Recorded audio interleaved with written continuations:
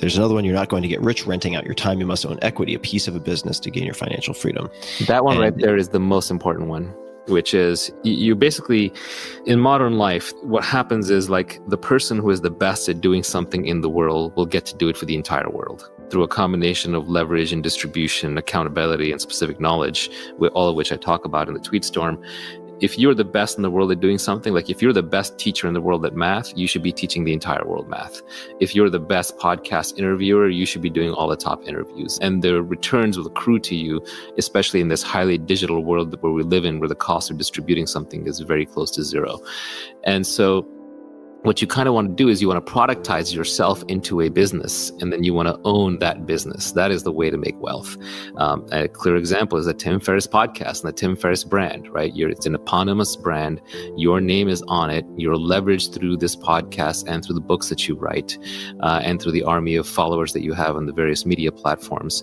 And you're taking on big accountability, and there's specific knowledge. Only you know how to be Tim Ferriss, the learning machine, who can then connect to other learners and extract value out of them and share that with the audience.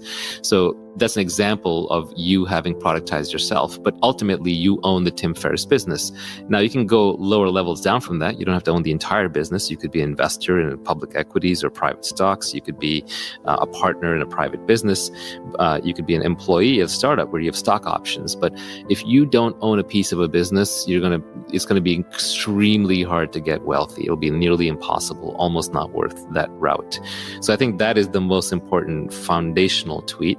I think where people kind of miss the plot the most, though, is we have pain avoidance in life. We don't want to face things where it's clear we've made bad decisions, because one good definition of suffering is that that's the moment when you see things as they clearly are and you kind of don't like what you see.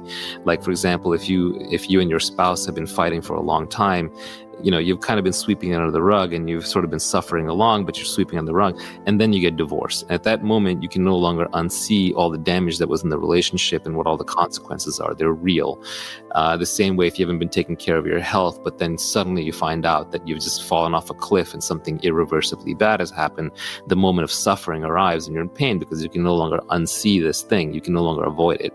So I think the same way, the unfortunate part is that a lot of these principles are written for young people because you can set yourself on a certain trajectory in life earlier. And so, for example, if you went and you got a PhD in a social science, and now I'm basically saying, hey, learn to code, you're going to avoid that. You're not going to want to see that because you have all this sunk cost in the degree.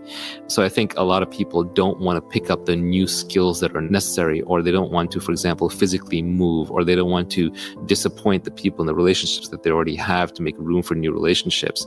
So everybody wants to start where they are. Nobody wants to go back down the mountain to find the path going to the top. Everybody wants to stay on the path they're on, maybe make a few tweaks and get to the top. Or like Charlie Munger jokes, people always ask me, like, how do I get to be rich like you, except quicker? I don't want to be the old rich guy. I want to be the young rich guy. So I think these are the hard parts. The hard parts are not the learning, it's the unlearning. It's not the climbing up the mountain, it's the going back down to the bottom of the mountain and starting over. It's the beginner's mind that every great artist or every great business person has, which is you have to be willing to start from scratch. You have to be willing to hit reset and go back to zero, because you have to realize that what you already know and what you're already doing is actually an impediment to your full potential. And most people just don't want to acknowledge that. And I'm guilty of that too. That's just human nature. I'm not faulting anybody for it, but it's just human nature.